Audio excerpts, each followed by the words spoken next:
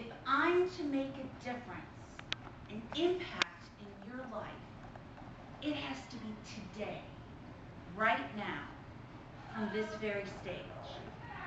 And it's no different for you than it is for me. William Shakespeare wrote, "All the world's a stage, and all the men and women merely players." We all have the stage at a certain point.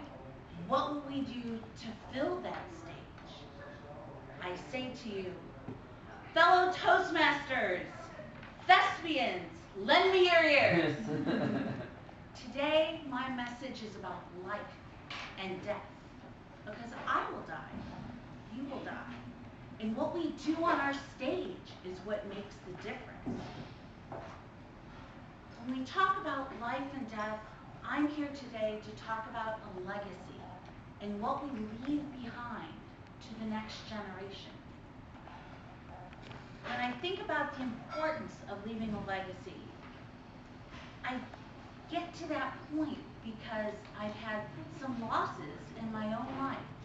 And if they had just left me something to ease the pain, it would have helped. For example, I lost my great-grandmother. She was 96 years old. We all lose great-grandparents, and 96 is a wonderful age to live. So when my kids were little, I bought her one of those grandmother books that you can buy at the bookstore so she could fill out all the important parts of her life. And she didn't fill it out. And I asked her about it because she had so many stories. She had lived through the Great Depression. She rode a horse to school. She had been widowed at a young age and had to go to the big city to find a job. Life was so different then. And when I asked her why she didn't write the stories, or if I could write them for her, she said, "But my life's not very interesting." Respectfully, I disagree. She had so much to share. Those memories are in my head now, but I wish I had something more tangible to share and to pass along. I think of my father.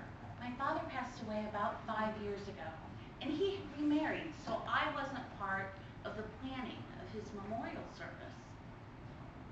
So at the service, we listened to a pastor get up and speak about my father, whom he had never met. Now, he did the best he could, but he talked in generalities and he wasn't able to share what was so special about my dad. So it really wasn't a memorial service at all. And then my best friend, Sharon. I have to tell you about my best friend, Sharon.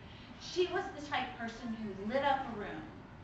She helped take care of my children when they were little, and she made magic milk because she used food coloring in the milk so they would drink it.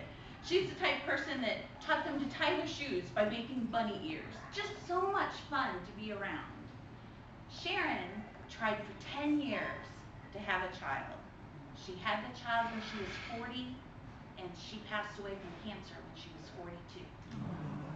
When she was in the hospital in her last days, I sat with her and I said, "Is there something I can do for Gabby? Is there something that I can buy? I can buy her presents for every year until she's 16.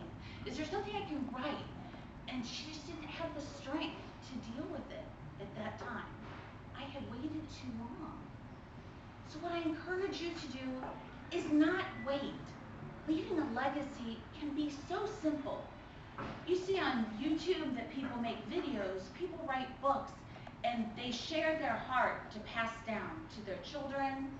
But I say leaving a legacy doesn't have to be about a parent to a child, because everybody leaves somebody behind. What's important is that you share your heart, you share your stories, you share the life lessons that you learned. What were the obstacles that you overcame? What's a favorite quote? What's a funny story? What's a memory that you share? Because if you put that in writing, or if you videotape it on your phone, anything to pass along to the person when you're gone, it will help ease the burden of their sorrow and bring a little bit of joy and happiness and laughter to a sad time. My question to you is, why in our society do we not deal with the emotional aspects of death? What do we do when we think about death? We take out a life insurance policy, and we write a will, and we say how we're going to divide up all our worldly possessions. But is that what's really important? Is it important who gets to find China?